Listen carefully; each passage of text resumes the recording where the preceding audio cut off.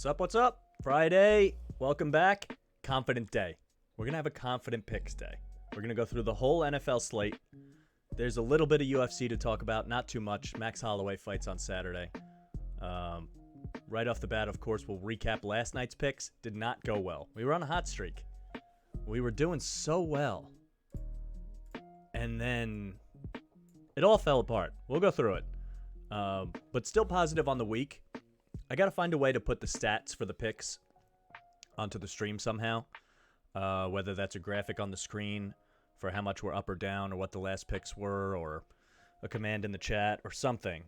Probably want to put something on the screen for the YouTube viewers. So maybe we do like a bottom line or something. I don't know. I haven't figured it out. I got thoughts. We'll try to see what we can do. In any case, lots of games to pick. Lots of games to go through. Full slate. It's exciting stuff.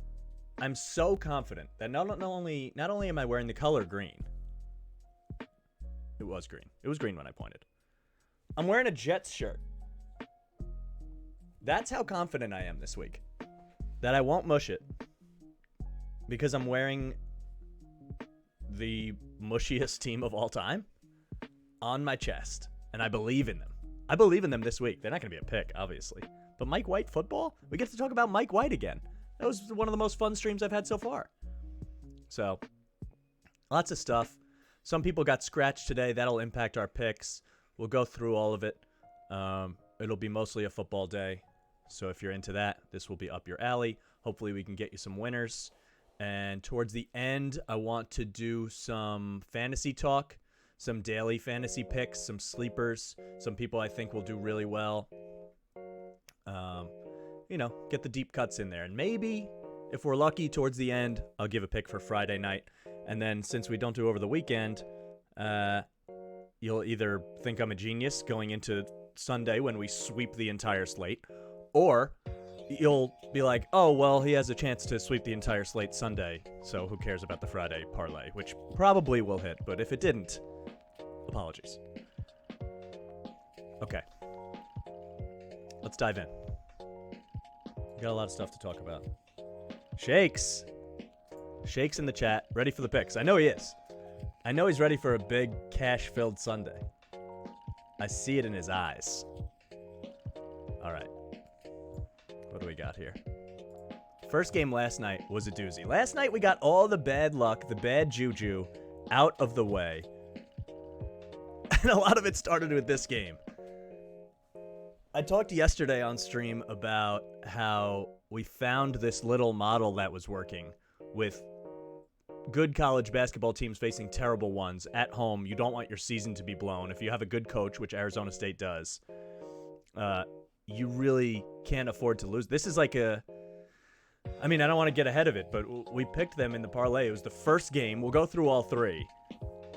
This doesn't end their season, I guess, but it's bad. You're going to look back, and if they're on the bubble, you're going to be like, well, they lost to UC Riverside, who, according to the Ken Palm rankings, I wonder where they have gone since then. I love Ken Palm, by the way, because why do rankings have to stop at 25? Even with the win, they're 146th in the country. Arizona State was 50th.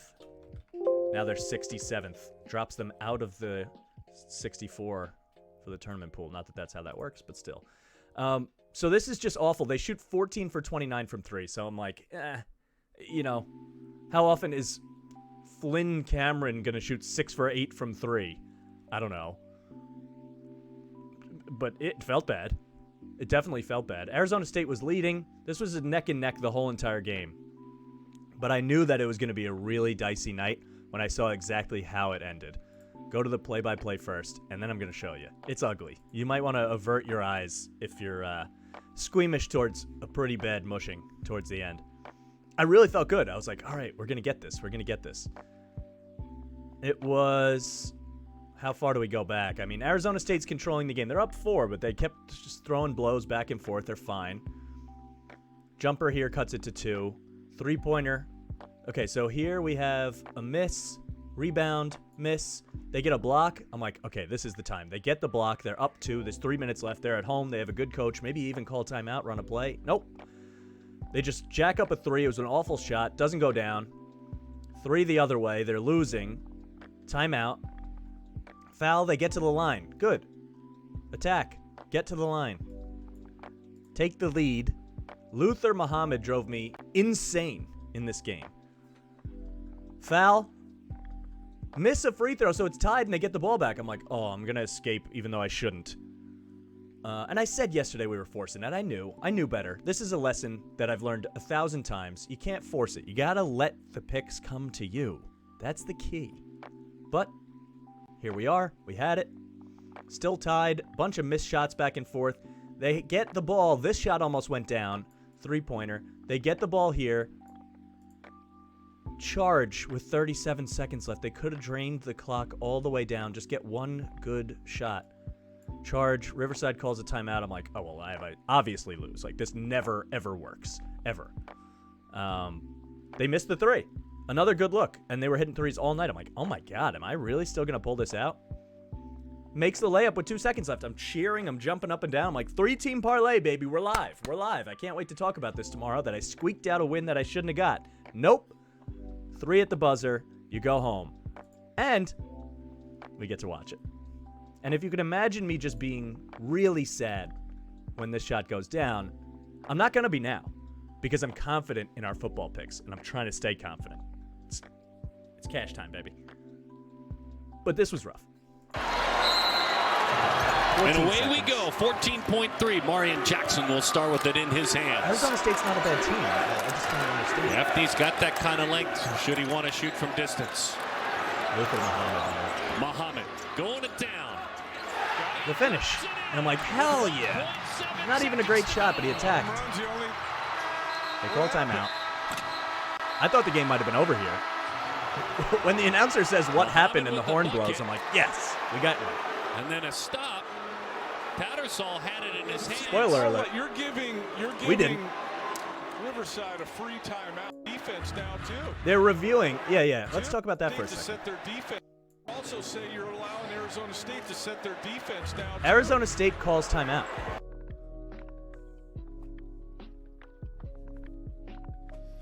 You're a Hurley, man. You're better than this. You need to set your defense?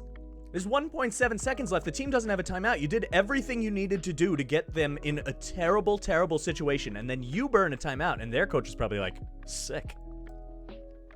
We get to draw up a play. Why do you ever do? The game was over. They literally just threw it down the field, didn't even get a shot down the court.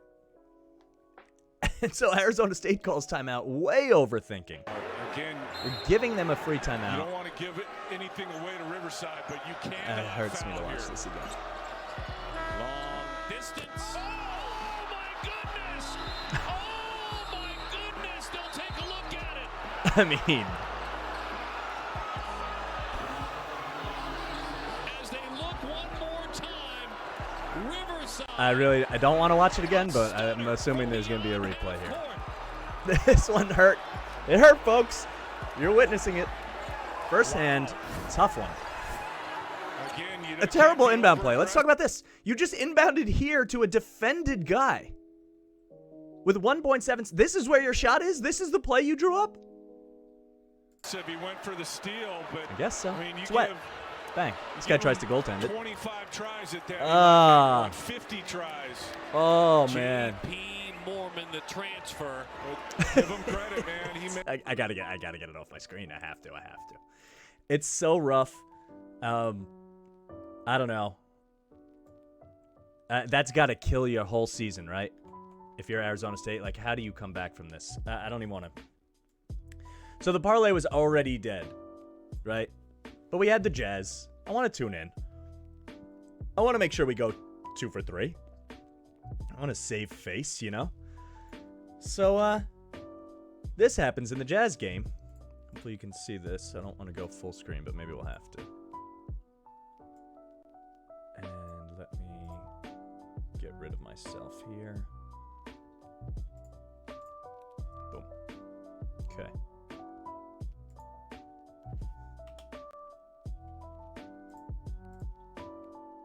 Failing it.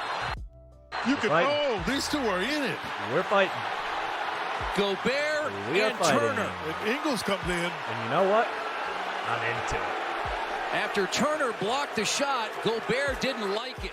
Fight him. He's gotten, well, he got one technical. He's Yeah. probably going This is the face. This is the face. This is the face that I see in my nightmares of like, yeah, we just whooped your the ass. second one. And that's how I feel because I had the Jazz money line. just need to calm It's tough. 4 players got ejected here. We don't need to go too far into it. It's just a little scuffle. The Jazz were obviously upset that they got smashed by the Pacers, who haven't been good. They're 5-8 now. Sabonis scored 6 points in this game. Their best player scores 6 on the road against a defensive powerhouse team, and you lose by 11, and we're never actually competitive. And the only good thing you did was try to fight the other team and not even do that well and get ejected and probably suspended. Sabonis scores 6. They should never win the game. Miles Turner didn't even play well. He shot well. He's just efficient. But Brogdon scores 39 rebounds, 4 assists. I mean, what happened? The Jazz just can't shoot it. Donovan Mitchell plays well. Gobert plays well as always, and they got no help from anybody else. You just never know where the points are going to come from with this team. You need Clarkson. You need Ingles. You need Conley. You need Bogdanovich. You need Royce O'Neal. You need something. And they just got nada. Nothing tonight. Nothing tonight worked last night. It's a tough one. So this was the second leg. So this is the second leg of the parlay after I lose on a 3/4 court buzzer beater in a college game that I shouldn't have ever bet. And we lose this one. The Jazz try to fight people. At least I'm amped up. And you know what? We move on. Thursday night football. The Ravens will take care of business. It's Miami. It's fine. Dolphins stink. Do they, though? I got a lot of thoughts on this game. First of all, ew. Ew. Have you ever seen the Jimmy Fallon, Michelle Obama skit? Ew. Terrible. What a bad game overall. But the Ravens just could not move the football. The Dolphins are also just so inept. I need to start there. Because they don't start Tua because he's hurt. He's got an injured hand. Okay? Then Brissett goes out of the game. And they play Tua. And the whole game turns around. And their offense looks much better. I'm not going to say he lit up the universe, but he was 8 for 13 with an injured hand. And definitely moved the ball way better than Brissett. Even though Baltimore wasn't scoring, their defense looked fine against Brissett, which is hilarious because Baltimore's defense is not good at all. So, is he too hurt to play, or is he not? Because they've done this stupid stuff with Tua for 2 years now. It started with Fitzpatrick. They would bench him, they'd bring him back in, they'd play both guys. You're not giving him any confidence, you're not giving him a chance. Now you say that he's too hurt to play, but he's still active. So with a finger injury, if you can't grip the ball, then can you play or can you not play? And if he can play, why isn't he starting? They're not tanking. They don't even have their first-round pick because they traded it for Jalen Waddle, which is another disaster, even though I like Waddle a lot, but not the point. I just feel bad for Tua. Like, they win this game, and his stock raises, I guess, and hope he comes out of it healthy, I guess. I mean, the Dolphins are still the Dolphins. But why didn't he just start then if he was able to play? You don't want Brissett in. I can't even understand it. He played 10 times better, turned the game around offensively as soon as he came in. But this team competes with the Ravens, who are supposed to be, by default, maybe the best team in the AFC. I mean, these standings become so terrible now. There's nothing here. The Titans are 7-2, and they don't have their best player for maybe the rest of the season. That's it. The Chargers can't stop the run. The Raiders get arrested every 10 weeks, minutes, days. It's out of order, but, you know. The Broncos, are they a playoff team now after they dismantle Dallas? Oh, we'll talk about them later. What else is there? The Colts? Carson Wentz? There's nothing here. Pittsburgh has Big Ben. Cincinnati lost to the Jets. Cleveland is good, but they have a quarterback with a torn shoulder, and their running backs all have COVID. The Patriots? This is the team I've been talking about them, but they scare me. With no favorite, Bill Belichick can dismantle opposing coaches if he feels like it. So anyway, we'll get back to that. But yeah, this is so disappointing by the Ravens. Good Lord, there are question marks. This game belonged in Week 9. The fact that it kicked off Week 10, it's a Thursday. This was a Week 9 game. Week 9 was nonsense between the Cowboys losing to the Broncos and Josh Allen getting beat by Josh Allen. This was a Week 9 game. I'm calling it. I said yesterday on stream, I liked the Dolphins with the points. Only because I had concerns about Baltimore's defense, not their offense. Their offense looked like maybe the best offense in the league, honestly. They were looking Chiefs-like in the fact that when you had 3rd and 4, 3rd and 5, you can rely on Lamar to either run it and open up space or do one of those weird sidearms, sling it to Mark Andrews, or he finds Hollywood. They weren't afraid to go down the field on those big plays. They had so many options. It was starting to all make sense. Bateman looks good. He looks good again tonight, despite their team doing nothing. And it's just wild. They scored 10, but it was really 3. And the 3 came on the opening drive because the touchdown, first drive. 9 plays, 47 yards. They get stuffed here, but whatever. They got a delay a game penalty, which hurt them on that 3rd and 4, which they could have picked up, and then they have to go deeper on 3rd and 9. Doesn't work out. They kick a field goal. They have the lead. They don't score the touchdown until here, and they're down 5, and Lamar's all amped up, and they have the ball. I'm like, oh my God, are they going to do this? And then they give up a touchdown right away because, their defense isn't good, which is going to be their Achilles heel, if anything. Although I still believe in their offense. Like, this is just a weird game on a Thursday on the road on a field that was really in poor shape, so it looked like Lamar couldn't get his footing that well. But I'm not trying to make excuses for them. It's a terrible loss. But I said, if the Dolphins are going to win straight up, I'll throw my hands up the same way I did for Buffalo Jacksonville. So here I am. Hands are up. I don't know. What do you say about this league? The AFC specifically. The NFC is a little easier to figure out. You got the Rams, you got the Bucks. All right, we can pencil all this stuff in. The Packers are good. The AFC is just a bloodbath, and we'll have to keep it in mind when we make our picks this week. But maybe this is I was trying to pick my take here. Like, what's the take on this game? It can't be just nothing. Because this is alarming for Ravens fans. It has to be, because this is the same thing you've seen a couple times now. Lamar in the playoffs has imploded a little bit. I want to look up the game logs quickly. Game logs postseason. 14 for 29 with an interception and a fumble. 31 for 59 with 2 interceptions and a fumble. He wins this game. He looks very good against Tennessee, but he didn't throw a touchdown, and he did throw an interception. He completed a lot of passes. He's fine, but it's 179 yards. I'm not going to praise him too much. And then they lose to Buffalo, and he goes 14 for 24 with an interception and a fumble. And you're like, okay, so we've seen this so many times from this guy, and he's looked great. He's an MVP front runner. Still might be, although I talked about it on stream a bunch of times. I think Brady is the pick. Like, he's gunning for all the records, and he hasn't had a misstep, and they have an easy schedule. I don't know if they lose the rest of the season, honestly. We'll get there. But this is so utterly disappointing. It's just a bad one to drop, you know? There's no way around it. And it makes you go, oh, I've seen this from Lamar, where he looks good, even in the MVP season, and then he gets to this game, whatever game it happens to be, whether it's Thursday night on the road or whether it's a playoff game on the road, and he just doesn't look like the same confident guy. He just doesn't have it. And tonight he goes 26 for 43. He has an interception. He didn't run it crazy well. 39 yards. He didn't fumble, but Watkins lost a bad one.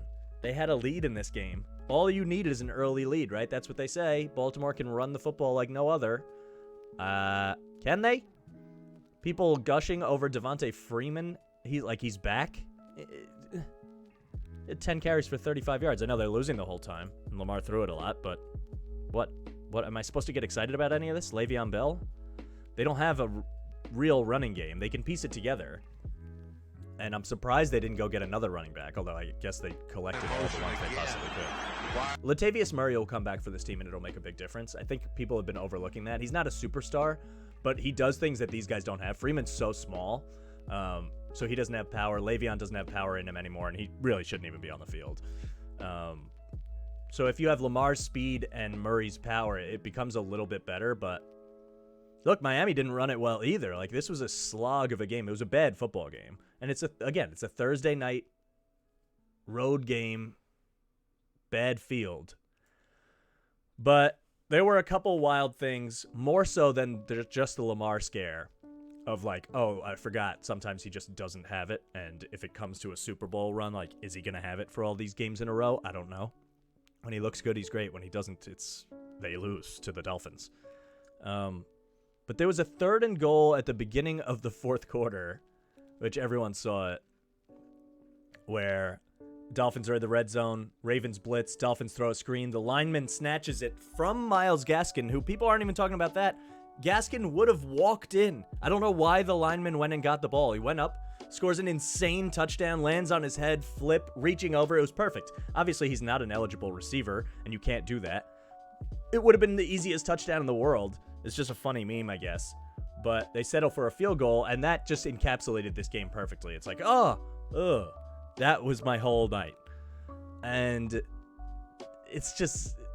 was just a bad game. Bad football game. So I don't feel too bad about it because I took the Dolphins plus the points, and I figured they would battle. I just figured the Ravens would pull it out. They didn't.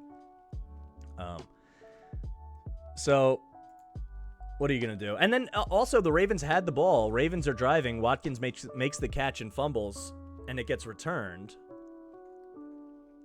Like this, it's 9-3, and they're moving. They picked up a defensive pass interference. They're at midfield. And then this was a completed pass. They're even further. They gained 9 yards. Yeah, they gained 9 yards on that play. It was a 3rd down. Who knows if he would have picked it up? They'd probably go for it here and probably get it because it's the Ravens. Same way they did it against the Chiefs with 1 yard to go on 4th down and got it and ended that game. But they returned this for a touchdown. You're like, okay, the game's over. And it was. So maybe that's fluky, you know? Maybe there's a world where they come back and win this game, of course. And even in that world, I would still be saying all these same things about Lamar. Like, ew, that didn't look the same.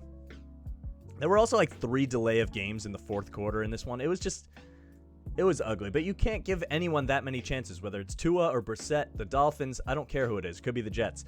You keep punting over, and all they did was give the ball up. They missed a field goal, which once Justin Tucker missed a field goal, we should have been like, okay, wrap it up here. Punt, punt, punt, punt. 4 punts in a row, 5 punts in a row, 6 punts in a row, 7 punts in a row, fumble return for a touchdown, 8 punts. So 9 drives, you had 8 punts and a fumble returned for a touchdown against you. If you're telling me that's the best team in the AFC, I don't care what night it is, that can't happen. So they have improvements to make to become more consistent because this is alarming. And I don't think it'll impact how I look at the team in general. I do think that there's something to the fact that the Dolphins are just a cornered animal in this. And Brian Flores is a defensive coach, and he was very desperate. I don't know how many sacks they had.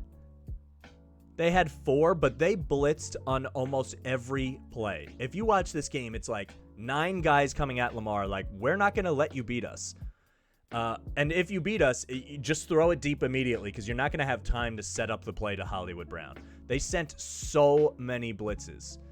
And it was just like, wow, this is NFL Blitz Engage 8 on 3 out of 4 plays. The real homies will know. And it's just, you wonder why bad teams don't do this more. Like, either get blown out or you find something that's working and it starts to build confidence and you start to actually make a couple plays and maybe you force a mistake. And I liked this from Brian Flores. I think it could save his job. It really could. Who knows what they do with this team? Like, they're horrible. But if they get blown out again at home, he was definitely on the hot seat, I think. And they looked good last year. Like, his defenses looked good. Maybe they're rounding into shape. Maybe the Dolphins' defense isn't going to be a pushover, even if their offense can't score very much. So, I don't know. There's a lot of takes you can pick from this. Some of my favorite ones are that Thursday night road games are probably not the game to bet, no matter who you're against. Lamar Jackson come playoff time, don't forget that he has the imploding factor, even though he keeps improving, and I see it. They're still a Super Bowl contender as far as I'm concerned. But between the defense and Lamar's implosion, be my pick in all likelihood because they don't have the running game to complement it. Like, if they were running the crap out of the ball and the play action was working and the defense was good, sure, but it just feels built wrong. They're like a good version of what the Chiefs are supposed to be, but not a great version. And desperate coaches are dangerous too. And it just all seems like a recipe for ugliness. And also, just don't trust Florida sports. Don't trust Florida in general. You can't trust them with anything. You're supposed to roll over and lose.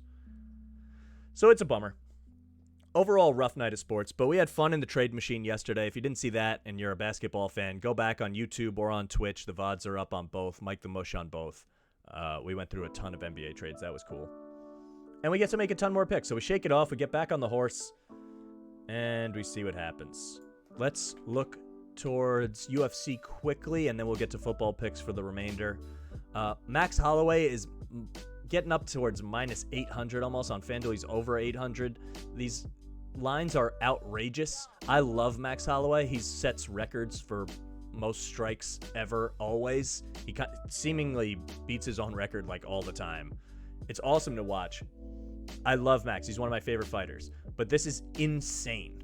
Yair Rodriguez has highlight knockout potential on anybody. And Max doesn't get hit. Like, I get it. I'm not talking about the opponent specifically. But if you can give me Yair Rodriguez at plus 500 against anyone, I'd probably take that. I'm not going to bet against Max Holloway. I'm just saying, as far as leans go, you can't bet a guy that's minus 750. I know he's one of the greatest of all time, legitimately. But Yair has landed that spinning last-second knockout elbow on Korean Zombie should prove everything. Like, he was getting beat up in that fight and losing, and he pulls it out at the bell. I don't know. Plus 500 as a flyer, it's like, this is just a pure stay away. The line has gotten so completely outrageous. And the rest of the card is just really nothing to write home about. Ben Rothwell is hard to beat because he's gigantic, but he's old. So whoever knows what's going to happen. If he's the co-main, then, I mean, what are we doing? It's cool that Max takes this fight, honestly, because he is in line for another title fight with Volkanovski. Like, no problem at all. He could have got the trilogy. He could have just waited. And he said that he just likes to fight. He's a fighter. He's going to fight. He'll take Yair, even though it's a terrible matchup for a guy that shouldn't have to fight someone of this caliber. He's not even fighting on a pay-per-view, so who knows what the money is like, but he's main eventing a fight night. It's a weird card. Song Yadong had a tough loss to somebody. Yeah, Kyler Phillips. This is an ugly one. And then he won his last one, a good fight against Casey Kenny. This is just a guy I want to watch. I have no idea. He's tantalizing. His skills are really, really good. I feel like he doesn't have killer instinct yet, though. And I'm waiting for that to come out. So if I had to, I would lean towards him, but I don't know. Chaos Williams, another guy that's like, he can land a right-hand bomb. He's like Tyron Woodley reincarnate almost. But other than that, I don't know if he's going to do anything. Cynthia Calvillo seems like good value here, but I'm not going to bother to break all these fights down because it's football day. And this just isn't a very good card. Let's move on to the NFL. Okay. We'll go through every game. I'll make my actual picks at the end, but if you're in a pool, you'll get the pick for every single game. Have no fear. I forget exactly where I saw this stat. I should have written the source down, but for so far this season, home teams are losing outright about 10% more often than they have over the past 5 seasons. And it's only been half a year, and COVID is still a thing. People are working back. I get it. Things have changed a little bit, but that seems a little bit significant, and I was just wondering at what point do we start to readjust as to whether everyone just gets an automatic 3 points at home just for being home as far as the spread goes. Do some teams just deserve less than that when they're terrible and their fans don't even want to see them there? Like the Jets and Giants I've been to those games many times when they're bad. They get booed more often than anything. You get 3 points for that? And even that's not the best example in the world. You know, there are teams that just Washington, when they're bad, their fans hate their owner. The Chargers don't deserve 3 points at home even when they're good because their fans don't even want them in the city, it seems. There's just some teams that you're like, why exactly are we doing 3 here? So, like, Jacksonville, you can't just automatically do it anymore. And some teams are probably worth more.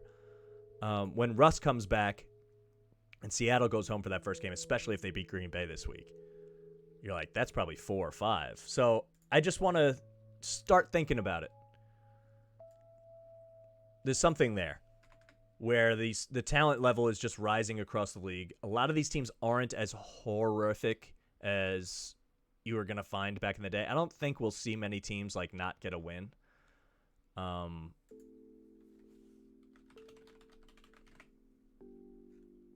should just leave the standings open. I get it. Like, the Lions play at the Steelers, at the Browns. Home versus the Bears is a winnable game. They won't be favorites, but it's a winnable game. The Vikings could blow any game, especially in the division. At the Broncos, who knows what to think about them, but you got to think it's winnable. And then it does get ugly. You can win at the Falcons. So maybe there still are horrible teams, but even they seem to compete every now and then. There's just a lot of talent in the league. And I just think it's just harder to win football games, even against bad teams. So I'm starting to rethink how I look at underdogs. I'm not all the way there, but there's something to it. Okay, let's go game by game. Indy, Jacksonville. This has to be a letdown for Jacksonville, right? It has to be. I'm going to lay the points only because they win their Super Bowl last week against Buffalo. Their season is pointless. They're not going to win. Urban Meyer's probably not going to keep this job forever. Maybe he gets next year, I guess. Maybe not.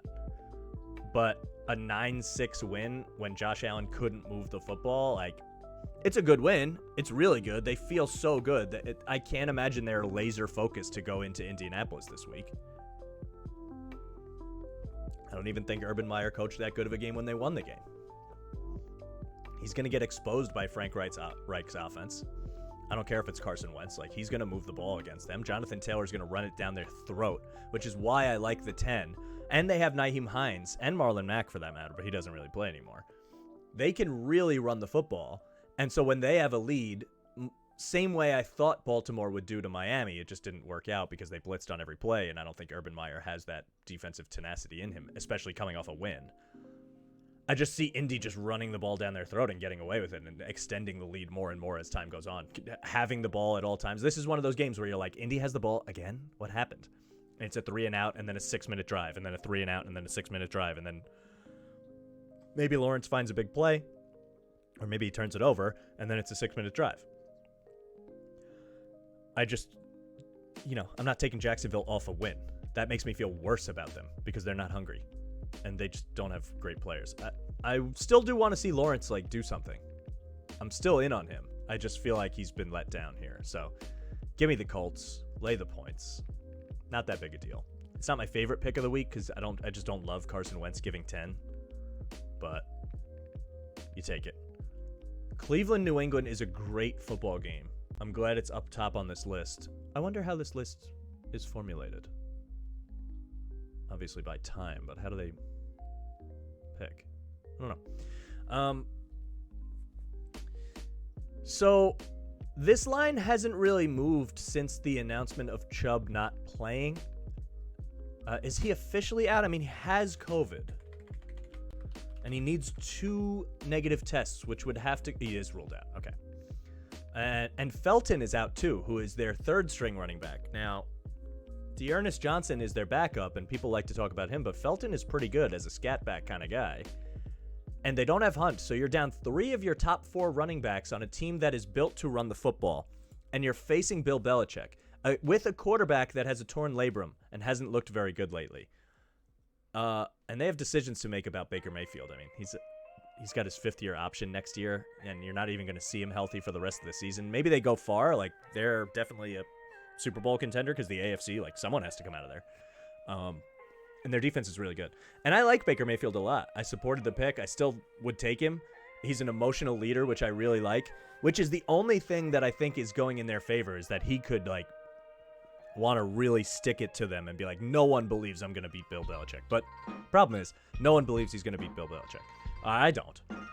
So in a weird way, you're like, oh, Cleveland might be the best team in the AFC, and we're getting 2.5 against a New England team with a rookie quarterback that is definitely beatable. I mean, Miami beat them.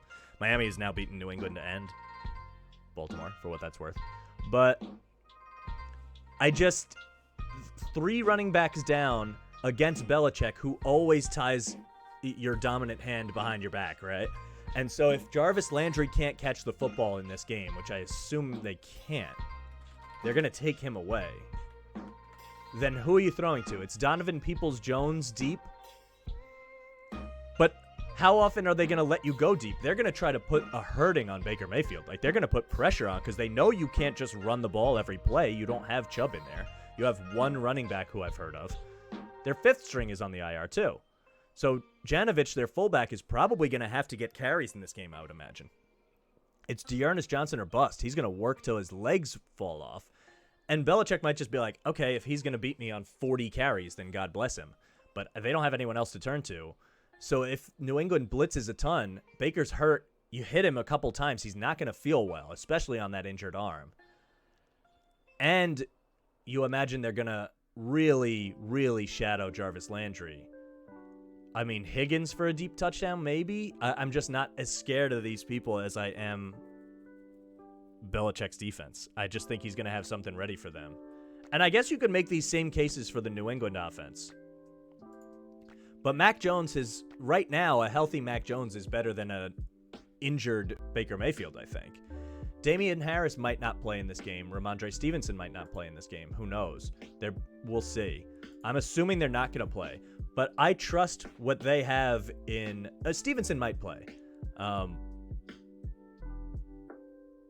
Neither of them practiced, but he could clear concussion protocol because it's the NFL.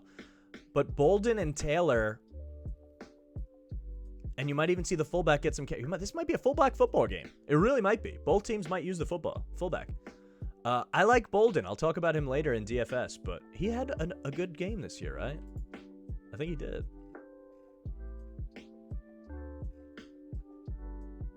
Yeah, he ran it 8 times for 54 yards, and he ran it 4 times for 26 yards. His yards per carry is generally pretty good, and he can catch the ball too. Oh, this is the one. He had 6 receptions for 79 yards and a touch. That was against the Jets, right? Yeah. Yeah, he had 6 receptions. Like, Bolden's not bad. He's sneaky. He's not that bad. And J.J. Taylor can run it too. They're just going to have, like, these scat back kind of things. It's not going to be power, but you don't want to run at Myles Garrett anyway. So that's fine. You get him out on the edge.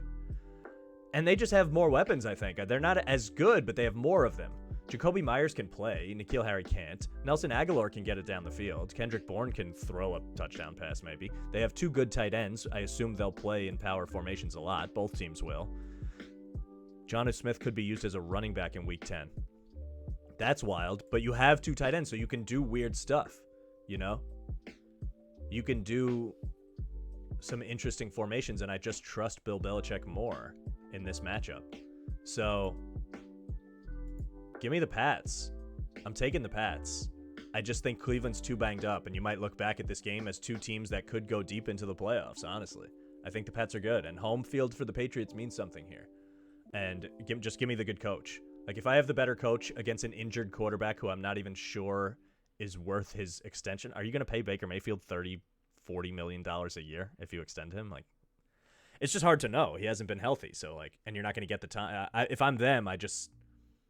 allow him. I'll give him the 5th year. I'll extend him for that. But next year is the trial run. And if it's no good, then it's not going to happen here. So anyway, yeah, I like New England. I just like the coach. I know that's not mind-blowing or anything, but I think it matters in these kind of knockdown, drag-out power games. And their depth I like a little better too. Now, if Myles Garrett just wrecks Mac Jones, then okay. Then I see it. Like, I get it. It's not my favorite pick of the week. But give me the Pats. Atlanta, Dallas. See, Dallas should score on every drive against Atlanta. They should. Problem is, Atlanta's in every game that they play, aren't they?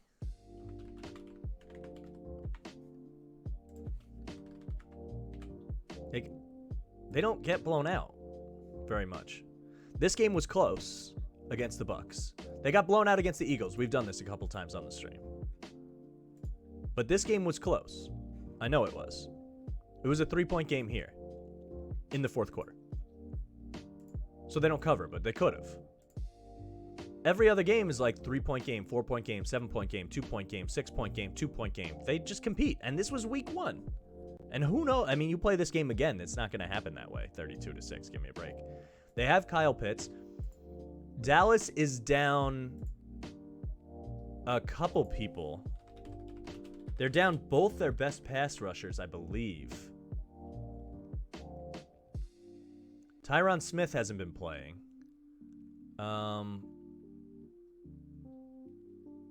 Randy Gregory hit the IR. DeMarcus Lawrence is on the IR. That's bad. They don't have very many pass rushers here. Look at the list. Micah Parsons is going to have to make plays. And you hope you can get Diggs going, but he might need to help out on Kyle Pitts. He probably will need to. And so will Parsons. You got to shut down Pitts somehow. And the Dallas D isn't, like, good.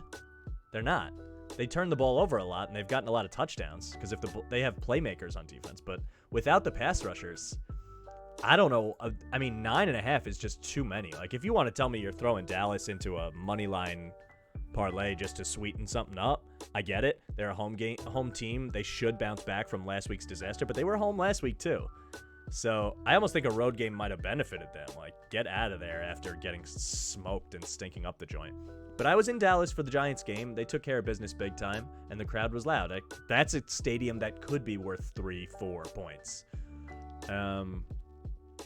So I don't know what you would make the spread. I mean, I don't know if it would matter. If you make it 8, I still probably take Atlanta because I can just see them either competing and losing at the end because Dallas drives down and wins the game because Atlanta's defense is bad, or I can see it being a 14-point game and they score a meaningless touchdown and lose by 7 because Dallas's defense isn't good.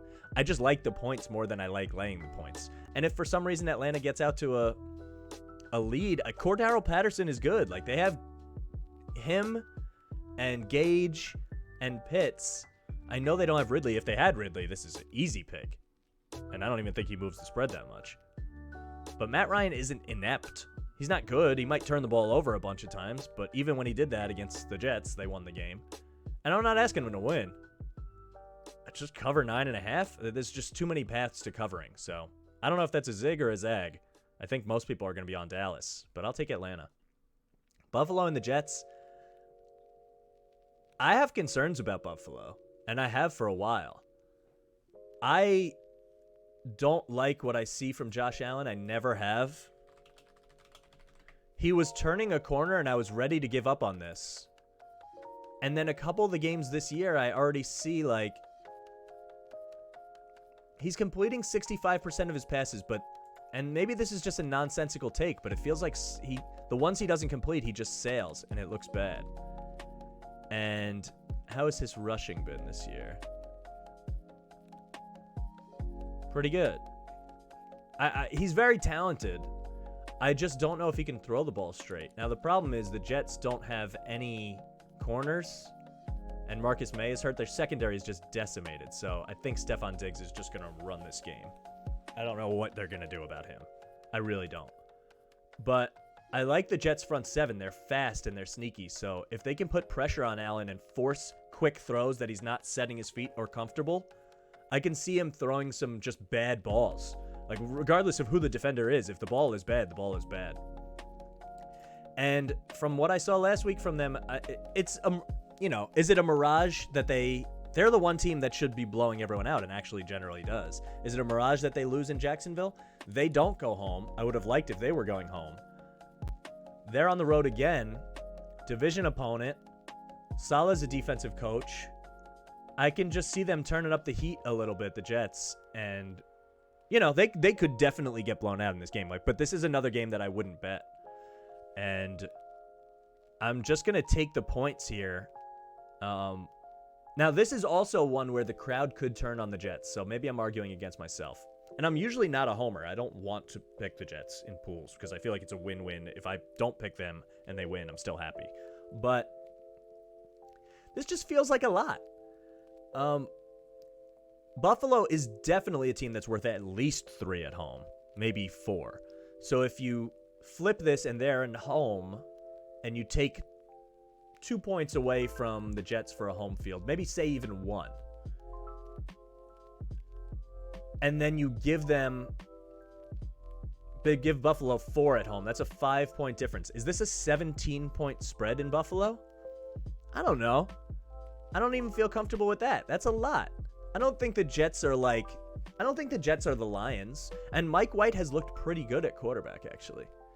And the Buffalo secondary is very good, but he could check down all the livelong day if they're behind. He loved to check down. That's how they won the game against Cincinnati. He seemed to be comfortable managing the game at the very least. And he's found Elijah Moore for a couple big plays, even though I don't know how much he'll do that against the Buffalo secondary.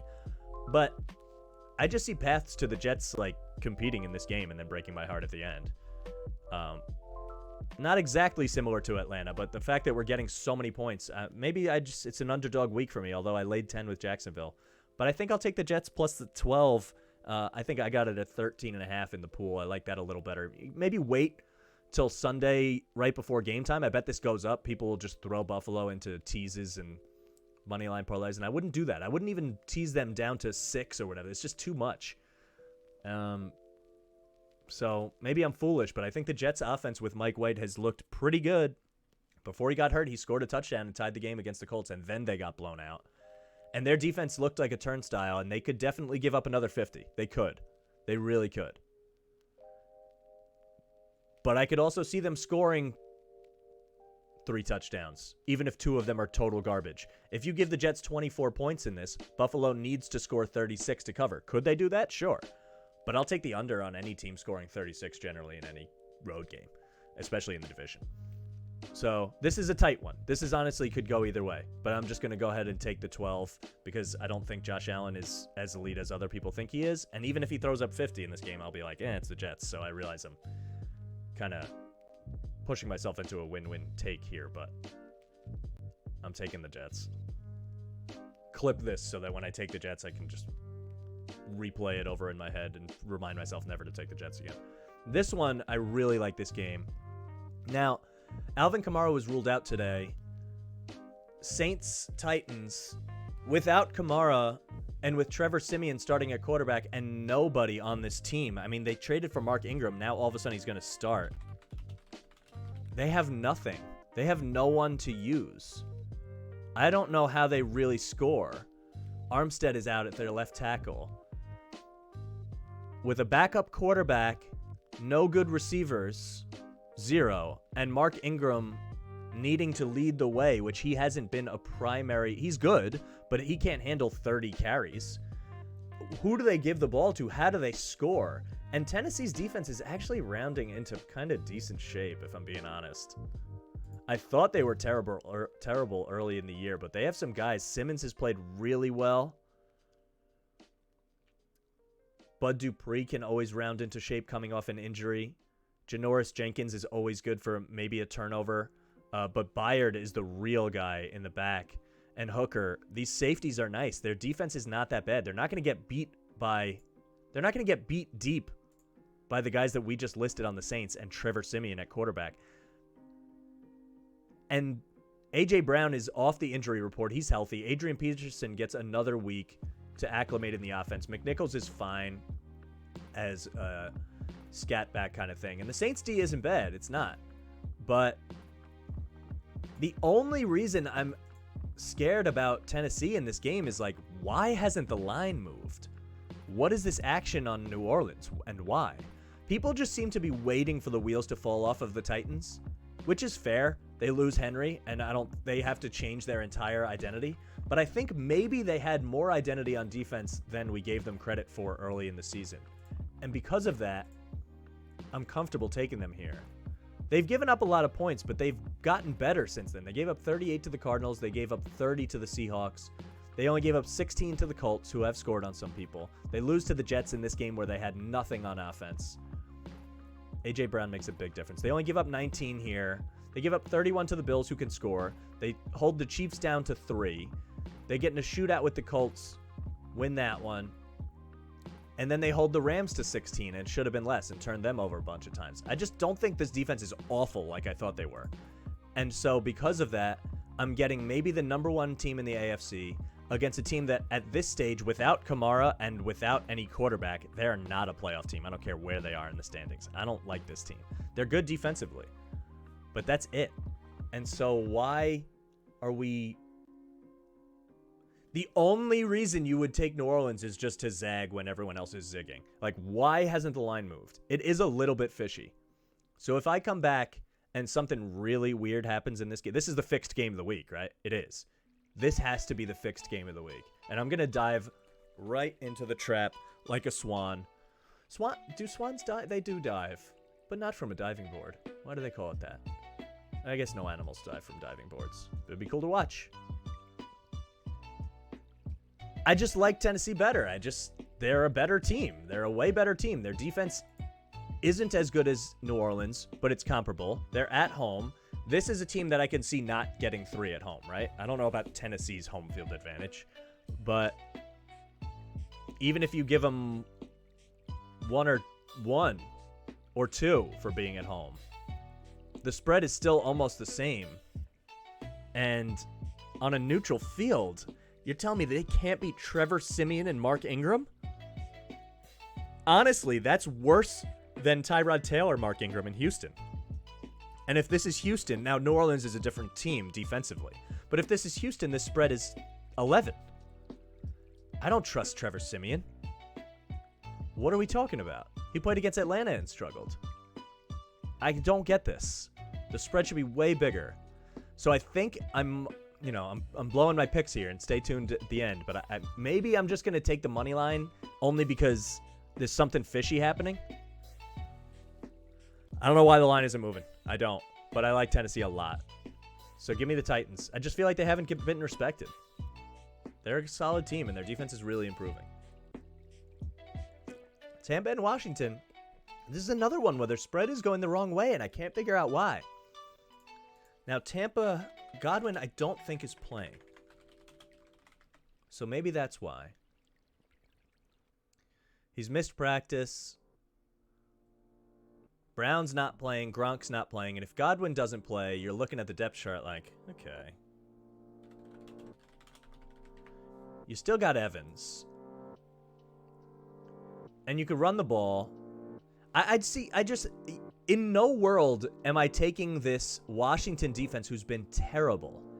Terrible. Even their front seven hasn't been good. We knew their secondary might have been a little overrated last year. Their front seven, Chase Young, I thought was going to blow up the world, and he just hasn't. And Tampa's Achilles heel is their own secondary, and Washington can't push the ball down the field. I mean, Scary Terry might do well in this game.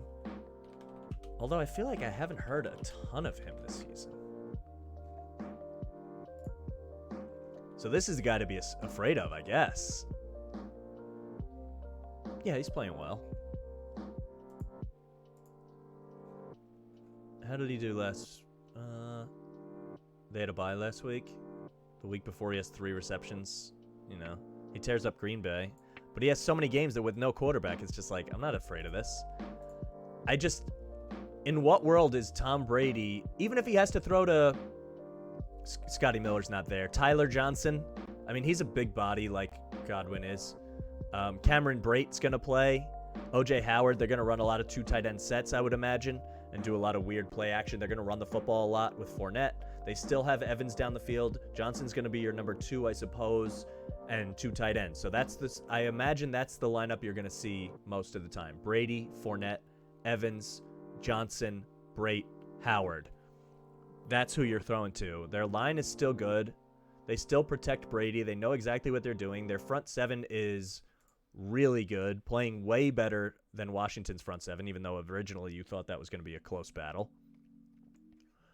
I don't know why the spread is moving the other way. This is one where Washington, historically good franchise, historically good fan base. I'll give them 3 at home, and I'll give Tampa 2 at home. So you adjust this 5 points, and it's 14.5 at home, and I think that's pretty much right. It probably would be 14 because the hook, maybe some people would take Washington. This is a game, is it going to shock anyone if Brady scores 40 against this bad Washington defense? Is it going to shock anyone if Washington doesn't score a touchdown? I don't know. You could see some garbage time stuff from Washington here, like dumping it down to J.D. McKissick or something. And Scary Terry. So if they're down by 21, maybe they get like 2 easy touchdowns. But usually Tom stomps on the throat, and they're coming off a bye. I don't want to face Tom Brady off a bye at all, let alone the Washington defense. So give me the points. Another one where the line is moving the wrong way. It's fishy stuff. But week 9 was the bloodbath. We're confident this week. Week 10's good. Week 10 is good. I like Tampa. I like Tennessee. I even took the Jets. Jesus. Okay. Detroit-Pittsburgh is the last 1 o'clock game. I don't like Big Ben, so I'm going to move faster through these games that don't matter that much to me. I'm not taking Big Ben as an 8-point favorite. I'm just not. I don't love the idea of taking the Lions. I get it. But they compete, and I think I'm going with the theory that teams don't go winless anymore. They're too talented. There's too much talent on Detroit. Could they win this game? I think they maybe. I'm ready for a Big Ben game where he looks terrible. Claypool's hurt. Juju's not there. Najee Harris a little banged up, although he's been great for them, and their defense is way better. Like, Detroit shouldn't really score very much. But I'm still taking the 8 because I'm not taking Big Ben at this stage in his career as an 8-point favorite. I'm just not doing it. Minnesota and the Chargers. The Chargers can't stop the run. Their defense is so banged up. They lost a lot of guys, and they have never been able to stop the run. And Dalvin Cook had some allegations of abuse, or maybe he was abused. Nobody knows. It seems like he's going to play as far as I know. And if he doesn't play, I think Madison is the guy. I haven't heard anything about him sitting, so I'm just going to assume he's playing. And I know Minnesota blows every game. I don't believe in Kirk Cousins, but they have the skilled players. The Chargers have just looked very iffy lately. The spread is telling me that this is about an even game, but honestly, the Chargers definitely don't deserve 3 from home. So this is another perfect example of maybe we adjust off of that. Because I just don't see why this would be a blowout in any way. The Chargers defense hasn't stopped anyone all year, and Minnesota has good players, and they can control the game on the ground. And then you also have Jefferson and Thielen out there. I won't be shocked at all if Minnesota wins this game. I also won't be shocked if they blow it at the end on a field goal. But every game for both of these teams comes down to a late field goal, the Chargers and Minnesota. So why am I not taking the 3? Why am I giving the 3? I'm not. Give me Minnesota. I think they just run it all day on the Chargers. So unless they've changed something magically in the last week, I don't get how that would happen. I'm not ready to put money on Minnesota yet, but I could see them in a teaser. Tease them up maybe. Carolina, Arizona. This is just a bad football game. It really is. I'm going to lay the points. If Kyler's not healthy, then, what are you going to do about it? But Carolina is in shambles. Cam Newton's not going to play this week, I don't think. That would be insane. So PJ Walker's playing. He hasn't shown anything. He could be totally overmatched. Darnold has been terrible. This is an upgrade for Carolina for sure. But Arizona, this just feels like the week where they got away with it last week, won huge. And this could just be a stomping of a game too. McCaffrey it's going to be hard for him to play with a lead ever. So how much impact does he really have in the football game? Maybe a lot. I mean, eventually maybe he just sneaks a win out for this team. But if Arizona is healthier than last week, Carolina is somewhat similar to San Francisco. Maybe a little, I don't know. Yeah, they're pretty similar to San Francisco. And that was a divisional game. And Arizona blew them out with Colt McCoy. Every week's different, but you get Kyler back with a week of rest. I think he probably could have played last week. Same with Hopkins, and they got away with it. And now they get a free stomping, I think. I could see this becoming really bad, and Carolina's situation getting so bad that they turn to Cam just to make the fans happy. But not now. Seattle, Green Bay, this is a hard one to predict. I'm not going to spend too much time on it because who knows what's going to happen with Rodgers. Is he going to play? Is he not going to play? Russ is back. We know he's going to play. We don't know what to make of this team. We haven't seen them in a little while with Wilson. But I think people are forgetting how good Russ is. And that the fact that they're getting... Green Bay's better than Seattle. This spread already reflects 2 things. 1, respect for Russell Wilson. And 2, the fact that Rodgers might not play. And also he had COVID. This is another reason why I'm taking Seattle in this game. And if you can get them for more points, that would be better. But give me Russell Wilson always as an underdog. Always. I don't want to bet against Aaron Rodgers at home, but I don't know that he'll play, and I don't know that he's going to be 100%. We've seen some people come back from COVID and take a little while to get going. Actually, Cam Newton last year was one of those where he was actually playing well in the beginning of the year. He came back, he was terrible. Maybe some of that is just coming back down to earth. But there's just too much unknown about Green Bay, and I know Seattle's going to be excited to get their quarterback back. You forget what they look like with Lockett and DK in there. I can see some magic from Russ. If maybe they get... Someone's got to come out of the NFC. We've talked about it a lot. And if Russ can get the magic going, they could still be a playoff team. It's not that crazy. They have a difficult schedule. But, I mean, look at this. They're 3-5. They win tomorrow. They're right in the mix. They're right in the mix with this. They're better than the Saints, in theory, with Russ, compared to Simeon. I just think they are. They're better than the Falcons, I think. They're better than the Panthers. They're better than the Lions. They're better than the Bears, probably. Although the Bears, Justin Fields has looked pretty good. But I'll still take Russ in that kind of game. I'll take Russ against the Vikings. I'll take Russ against Washington, the Giants, and the Eagles. And so you're just talking about Dallas, Green Bay, Tampa, and the Rams, and the Cardinals. There's got to be a 6th and a 7th team here somewhere. And Russell Wilson, it wouldn't shock me. I know I'm looking long-term narrative and trying to compare it to one game here. But they need to start winning games if they're going to even be in this discussion. So something tells me if you got Seattle at a good price on the money line, I might be able to take that, just because it won't shock me if Rodgers doesn't look that great this week. All the chaos surrounding him. He had COVID. He doesn't know if he's going to play right up until Sunday, probably. I'll take Seattle with the points, and I might even like the Seattle money line. I just believe in Russ. I love Russ. Best thrower of the football I've ever seen. Hall of Fame, GOAT quarterback. He's going to get another ring. I really believe that. I don't know if it'll be in Seattle, but I believe it. This is the key, marquee game for me. Marquee stuff. You ready? You ready for this? Philadelphia allows 75% of passes to be complete against them. 75%. They are horrible on defense. This spread also isn't 3. And Denver actually is a place where I'd give them 3. Mile High impacts people. Denver coming off of a big feel-good win against Dallas. That helps them. And coming home after that to their crowd, who could be rabid. They have this FU factor of when they traded Von Miller and seem to have gotten better defensively since then. They controlled the ball constantly against Dallas. They ran the ball really well. Javante Williams is awesome. He's really, really good. Way better than Melvin Gordon. Don't get that twisted. And eventually he's going to get the ball more and more and more for them. And Teddy Bridgewater, say what you want about him. He's not the best quarterback, but he can manage the game. And he has a stable of receivers. Judy's back and healthy. Cortland Sutton is good, and Tim Patrick is good. And is Noah Fant playing in this game? I think he might be on the IR.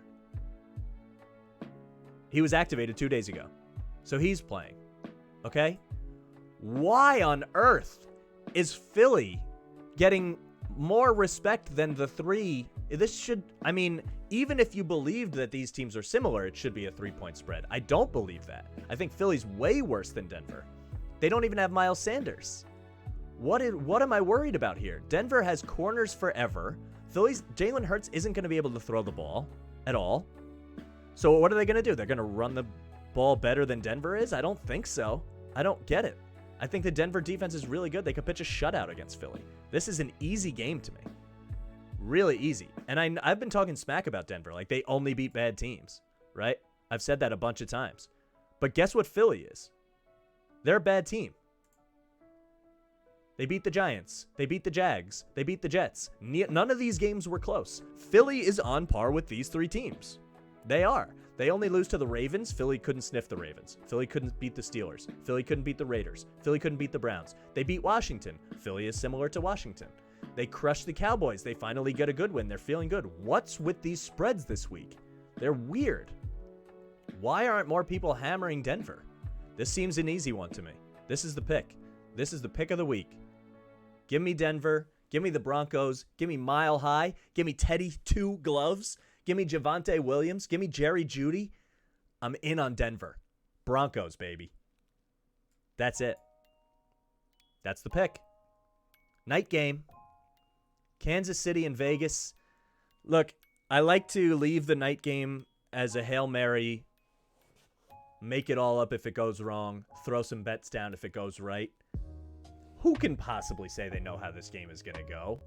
Vegas loses all their players. They have no receivers to throw to, but their Derek Carr is still good. They have Waller, who could decimate Kansas City's defense. No one knows what to think of the Chiefs. They're still in the mix because the AFC is terrible. If they get a win here, they'll feel good. You couldn't tell me why the Chiefs are road favorites by 3? This is a pick'em game to me. At best, I'd even say, like, if Vegas were healthy and the Ruggs thing didn't happen, this would be Vegas minus 1 or 2, I think, honestly. And you think Henry Ruggs makes a 4-point difference? He doesn't. Especially not from prison. So I don't get this. Give me Vegas with the points, and if Kansas City turns it on and crushes, then, like, whatever. But Kelsey hasn't looked the same. Maybe this is his breakout game. It's entirely possible.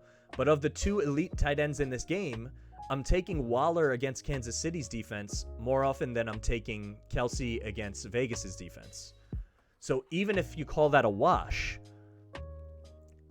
how many times can we bomb it to Tyreek Hill? Does he score 3 long touchdowns? And even if he does, can't Vegas put up touchdowns against this putrid Kansas City defense? They can run the ball. They can control it. 2 good running backs. I don't know why this spread is the way it is either. It's because people love Kansas City and they think eventually the light switch will turn on. But if you remove the jersey, this team has looked putrid. So I'd rather take Vegas. Again, another underdog flyer at plus odds maybe. So I don't think it's in my picks because I just told myself I'm not going to bet on Chiefs games until I figure out what the hell is going on. But for pool purposes, give me Vegas. Because Kansas City, they barely beat Jordan Love, who looked awful. Now Derek Carr is at home.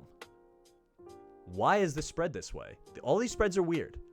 This is another weird spread. Monday night. And we'll talk about it more on Monday's stream when we're back in action. But the Rams, just because they're coming off a loss and Stafford's a little banged up, he's been banged up his whole career. San Francisco looks like they don't even want to play. I mean, Debo and Kittle are great, but I've said a bunch of times on stream and to 2 of my best friends who are both Niners fans, oh, have we just watched Jimmy throw his last pass as starter of the 49ers? And he keeps getting trotted out there. Why haven't they gone to Trey Lance now and let him take his lumps and let Shanahan coach him up? If you think he's a good coach, which I think he's going to be fired soon, unless they give him next year to work with Lance, like, why aren't you letting him try this kind of stuff? I think he's overthought every game he's been in. Their offensive schemes haven't looked good. Their only thing they can do is throw a bubble screen to Debo and hope that he breaks everything, which a lot of the time he does. But the Rams are just so superior. San Francisco's secondary is awful. Horrible. I've watched them get gashed a ton. And now you have the Rams coming in, pissed off about losing to the Titans. Cooper Kupp's going to go for 200 yards in this game. I don't know what they do. You can't double him either, because then Woods just eats you alive, or Higbee down the middle. Stafford's going to I think he just decimates them. This feels easy on Monday, but we'll talk more about that on Monday. So that's a wrap for all those games. I'll give you the picks. The official picks. By the way, note on the Rams. McVay's grandfather was the GM of the 1995 49ers, I learned today, who were also a super team, just like the Rams are now. They added Deion Sanders. They got a bunch of people. They were really good, obviously. Yeah, I just thought that was interesting, and they play each other Monday, so I'm beating you to the punch. On the Monday broadcast on ESPN, you'll probably hear that. And now you heard it here first. YHIHF.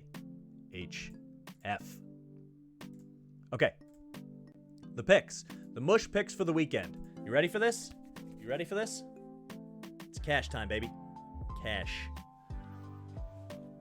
Broncos money line home versus the Eagles. We talked about it. Should be simple. Titans money line home versus the Saints. Both these spreads seem wrong to me. I don't know why the line hasn't moved. It's a little fishy, but there's the YOLO. If you want to parlay those, they are plus 190-ish right now. That might get worse as the weekend goes on, so as soon as you're watching this, I recommend you put it in sooner rather than later. But I like that at plus 190, but I'll take them separately. Broncos minus 140, Titans minus 145. If you want to lay the 3, I understand. The only reason I'm not doing it is because the Broncos, I'd actually take the minus the 1.5 or the 2 if you have to. Get them down to minus 1, maybe at minus 120. It depends what the odds are. You could play with that, but I like them definitely to win the game. The Titans are going to stick to 3. That might go to 3.5. I won't even be shot. It won't go to 4 probably, but so I'll take the money line there only because I told you it's fishy. It weirds me out. For funsies, we're throwing a 4-team 10-point teaser at you. Minus 130 odds if that's available wherever you put your wagers in. Legally, of course. We take the Colts down to moneyline home against the Jags. We take the Bucks down to moneyline home against Washington. We take the Vikings on the road up to plus 13 against the Chargers, who cannot defend the run, can't really defend at all. And we take the Falcons up to 19.5 home against the Cowboys. If Matt Ryan can't backdoor that, they blow every game on a field goal. 19.5, give me that. So 4-team, 10-point teaser, Colts, Bucks, Vikings, Falcons. That's a wrap for the picks. I'm going to quickly go through some fantasy advice and daily fantasy plays for this weekend. Russell Wilson, if he's in, is super underpriced. I'm starting him over Derek Carr against Kansas City, which may be a little foolish, but I trust Russ with my life.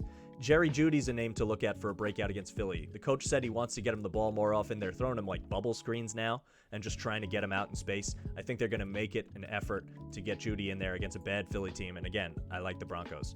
Get as many Broncos as you can. Javante Williams again. We'll talk about him in a second. He's cheaper though. Cooper Kupp, Robert Woods against a bad San Francisco secondary. Easy. James Conner in there without Chase Edmonds against Carolina, who's a sneaky good defense, but he's going to get him all the carries he can take. Benjamin's not going to play a huge role. Maybe Kyler runs it a little more, but he's still banged up. So I think Conner gets the ball a lot. He dominated the Niners last week. I think he looks good and healthy and ready to rock. Dalvin Cook, 100% in my lineups, no matter the price tag. The abuse thing scares me. I'm letting that fall. I'm letting the chips fall where they may. But it seems like he's going to play this week. Dalvin Cook and Cooper Kupp can be your big bangers in daily fantasy because they're guaranteed to go insane as far as I'm concerned. The Chargers run D just can't stop anything. If you want to take Madison, I even think that as a deep flyer. If you need a cheap guy, I can see him breaking a long run because he's good. And if Cook for some reason doesn't play because of all these allegations and court cases and stuff, then Madison's your guy. Jonathan Taylor going for the rushing record. Not record, but he's going to try to lead the league. And he's against Jacksonville. And they're going to get him the ball a ton. So I just see them choking that game away like we talked about. Maybe sneak in Nyheim Hines as a cheap option there, since that could be a route. And you might want to get Taylor off the field to keep him fresh. I like Dak in a bounce back against Atlanta. I think they put up a lot of points, but I also, like we said, think Atlanta puts up points right back. So if you want any Russell Gages of the world and Kyle Pitts, I think those are good. You definitely start Waller against Kansas City. I think he's a guy that you want for the rest of the season. They have to throw to somebody, and he's a target hog even when they have good players. Same with Hunter Renfrow, but he's more in the deep cut list. Najee Harris against Detroit. I don't love this, but I get it at a reasonable price. I even took Detroit with the points, but in the world where Detroit gets blown out, which sometimes they do, Pittsburgh probably runs it more often than anything because Big Ben's receivers are hurt and he's bad. And Najee Harris gets every single snap at running back, it seems. Diggs against the Jets. Stephon Diggs. Like I said, their front seven isn't awful, but their secondary will get burned. And it just feels like a 2-touchdown game from Diggs, even though Josh Allen can't throw it straight. And I'll take A.J. Brown against a Saints secondary who I still think their secondary is a little leakier than we're giving it credit for, especially against a guy as skilled as A.J. Brown. I don't know if Julio will play. Hopefully he does. That will really make me feel better against them.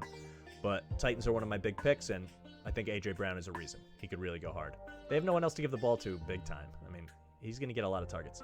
Deeper cuts, couple sleepers, especially for daily stuff. A.J. Dillon against Seattle. I like him almost as much as Aaron Jones the past few weeks.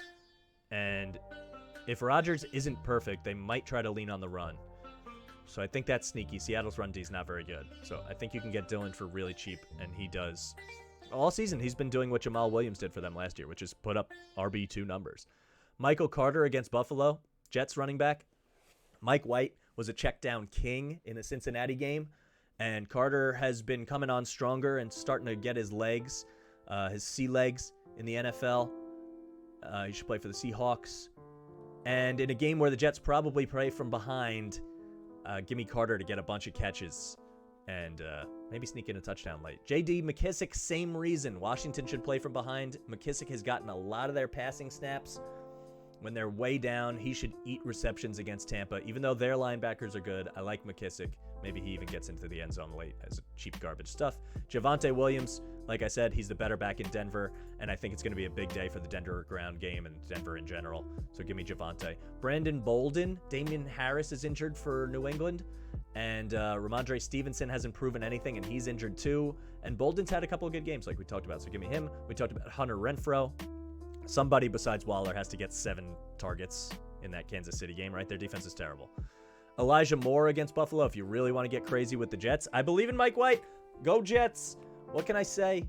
He's scored touchdowns in every game that Mike White has played. There's been 2, but it's been every game. Dan Arnold at tight end, I still think is undervalued every week. Trevor Lawrence really likes him. They'll score a touchdown or 2 eventually, right? You think? And he's the safety blanket for Lawrence. And if they're behind, he's just going to pepper him over the middle. Ultra deep, purely narrative pick. Pure narrative. Last week, we watched Robbie Anderson blow up at Sam Darnold on the sideline. Sam Darnold is now not playing with a shoulder injury. Robbie Anderson scores a touchdown with P.J. Walker. It would be the perfect, you can see it on SportsCenter already, the screaming match, and then the highlight burned for a touchdown. He's looked awful, and I don't know what happened. He seems to be healthy, so maybe he gets loose. I don't know. That's a deep one, and there's risk involved. But based on the narrative of him blowing up at the quarterback and getting the new quarterback in there, maybe he gets it. That's it. That's what we have. If you stuck around this long, either on Twitch or on YouTube, I want to give you a Friday night pick as well. And maybe this will be telling of how the weekend will go. But I want to get a basketball pick in there, and if I hit it, then everyone's going to be like, yeah, let's take his Sunday picks. This guy's smart and handsome. And if we don't, then maybe you didn't even listen all the way to the end and I don't get hurt. Or football, it's Sunday. You go with the picks. But for tonight, Friday night, parlay, NBA, Cavs, who I've loved all season, as you know. Evan Mobley's by far the best player on this court. Money line at home against the Pistons, who are a dumpster fire, and the Nets money line on the road against the Pelicans, who are a dumpster fire. This is just 2 teams that I think should easily take care of business against really, really bad teams. I love fading terrible teams, especially when I can get the money line. And this pays out about -110 if you parlay these teams, which is wild. So maybe that'll be telling of how the weekend picks go in general. But that's it. That's a wrap. We did it. Another week in the books. Enjoy football Sunday. Follow at MikeTheMush Sports on Twitter and Instagram for more stuff. I'm sure I'll be tweeting up a storm during all these games and complaining about how things didn't go my way. Or they did. And we're being confident. Confidence. It's key. So follow me on there. Follow on Twitch. Subscribe on YouTube if you can. Both MikeTheMush. You can search it on there. You'll find them very easily. We put highlights out on Twitch all the time if you want some shorter stuff to ingest and see if you enjoy what's going on. I would love if people would join the Twitch and chat. We can interact with chat all the live long day about sports and get in some arguments with people I do or do not know, which is my forte, if you know me at all. And if you like other podcasts, the Link Podcast, non-sports, but I do it and it's very fun, similar vibe, a lot of silly edits though, and we cover a million different things. So I think you'll like that. Spotify, Apple, the Link Podcast. You'll like that one. Anyway, I'm done plugging. I'm done. Enjoy your weekend. Be kind to people. I'll see you on the other side.